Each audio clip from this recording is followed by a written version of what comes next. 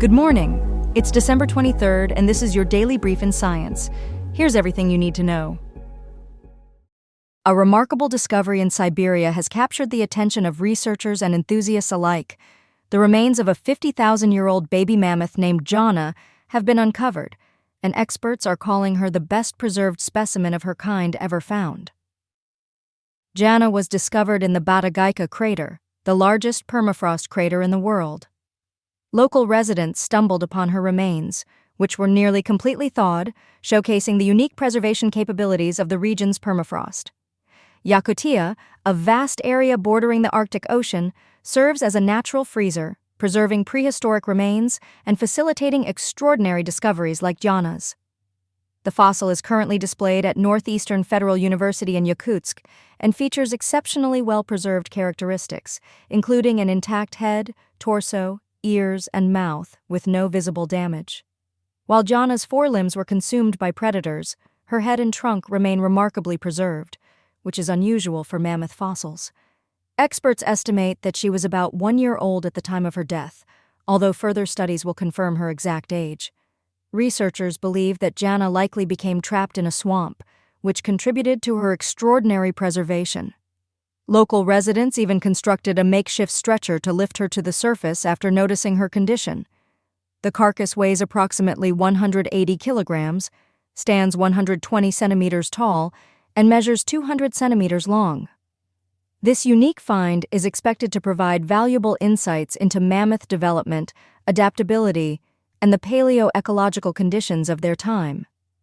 Jana's discovery follows a series of significant prehistoric finds in the region, including a 32,000-year-old saber-toothed cat cub and a 44,000-year-old wolf carcass earlier this year.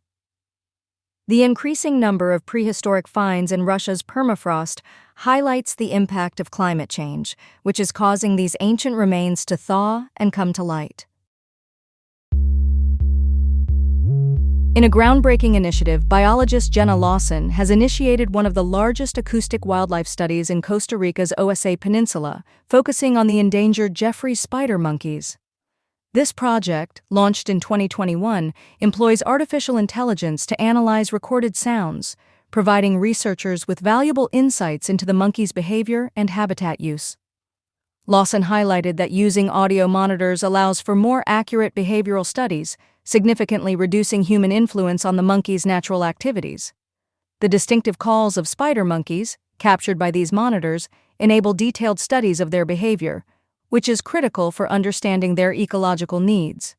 Additionally, the project aims to assess the impact of deforestation on various species, including both jaguars and spider monkeys. There are plans to expand these monitoring efforts globally by late 2025, reflecting a growing recognition of the urgent need for advanced wildlife monitoring technologies. A recent study revealed that 28% of all plant and animal species are facing extinction, emphasizing the importance of innovative solutions like AI-assisted surveillance. In response to this crisis, Microsoft is developing Sparrow devices intended for global deployment by late 2025, designed to monitor ecosystems while protecting sensitive location data from poachers.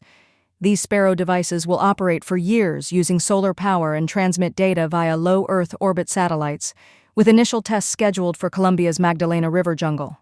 However, challenges remain in deploying these devices effectively across various ecosystems, particularly concerning environmental conditions and wildlife interactions. Lawson's research, published by the Royal Society of London, indicates that spider monkeys actively avoid areas disturbed by humans, suggesting that existing wildlife corridors may not be effective. Given their sensitivity to human presence and habitat changes, spider monkeys are vital indicators of forest health, making their conservation efforts essential. The study utilized 350 audio monitors over a week, generating extensive data analyzed through AI, revealing alarming insights about the endangered spider monkey population. Head and neck cancer is a pressing global health issue, ranking as the 7th most common cancer worldwide. Its incidence is particularly rising in low- and middle-income countries where healthcare access is limited. While wealthier nations have seen a decline in these cancers attributed to HPV vaccinations, nearly 900,000 new cases are diagnosed annually, underscoring the ongoing challenges faced in less affluent regions. A recent study published in the journal Cancer on December 23, 2024, analyzed data from 14 studies conducted by the International Head and Neck Cancer Epidemiology Consortium, covering over 25,000 records. The research specifically focused on dietary habits related to tumors in the mouth, throat, and voice box, drawing responses from 9,548 cancer patients and 15,783 controls.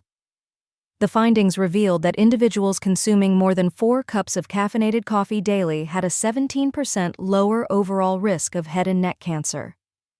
This reduction in risk was even more pronounced for oral cavity and throat cancers. However, the study does not definitively establish a protective effect of tea and coffee against these cancers, adding to the complexity of the ongoing debate within the scientific community. The study also acknowledged several limitations, including potential inaccuracies in self-reported consumption data and the lack of differentiation between types of tea and coffee consumed. Nutrition expert Tom Sanders highlighted the inherent challenges in observational studies, particularly the difficulty in fully accounting for confounding factors like tobacco and alcohol use that may also influence cancer risk. U.S. officials are taking steps to phase out phenylephrine, a common decongestant found in many over-the-counter medications due to its lack of effectiveness in relieving nasal congestion. Experts have determined that when taken orally, phenylephrine is quickly broken down in the stomach, preventing it from entering the bloodstream and alleviating congestion.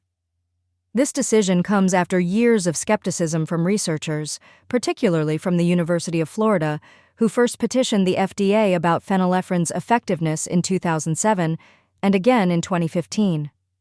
The FDA's process to remove oral phenylephrine from approved drug lists will unfold over several months, which includes a period for public comment and review before a final order is issued. Currently, oral phenylephrine products generate approximately $1.8 billion in annual sales in the U.S., while nasal sprays containing the drug will still be available. For long-term relief, nasal steroids such as Flonase and Nasacort are recommended, but they require daily use to be effective. Antihistamine sprays can offer quicker short-term relief. Phenylephrine gained popularity after the 2006 law that moved pseudoephedrine behind the counter due to its potential misuse in the production of methamphetamine. The Consumer Healthcare Products Association supports the continued availability of phenylephrine products, advocating for consumer choice. However, experts argue that ineffective options do not represent real choices. Doctors believe that consumers will ultimately benefit from the removal of phenylephrine, as it often causes confusion among over-the-counter options that fail to provide relief. Moving forward, consumers will need to purchase pseudoephedrine products, which are effective but require identification and are kept behind pharmacy counters due to regulations aimed at preventing methamphetamine production. A recent study from Uppsala University has unveiled genetically distinct fish-eating herring in the Baltic Sea, a body of water that formed around 8,000 years ago after the last glaciation. Researchers have identified at least 2 distinct subpopulations of these herring, located to the north and south of Stockholm. This large herring population has evolved uniquely over hundreds or thousands of years within the Baltic Sea. Notably, these herring exhibit higher fat content and lower levels of dioxin, indicating a healthier profile for human consumption. Their faster growth rates and reduced pollution risks further enhance their potential benefits for consumers. Morphological analysis revealed damaged gill rakers, suggesting a significant dietary shift from plankton to fish, likely including the common stickleback. Herring play a crucial role in the ecosystem, serving as a link between plankton production and various organisms, including predatory fish, seabirds, and humans. As keystone species, both Atlantic and Baltic herring are essential for connecting lower trophic levels like plankton to higher predators. The investigation into this unique herring began when local fishermen reported a larger type of herring that spawns just before midsummer.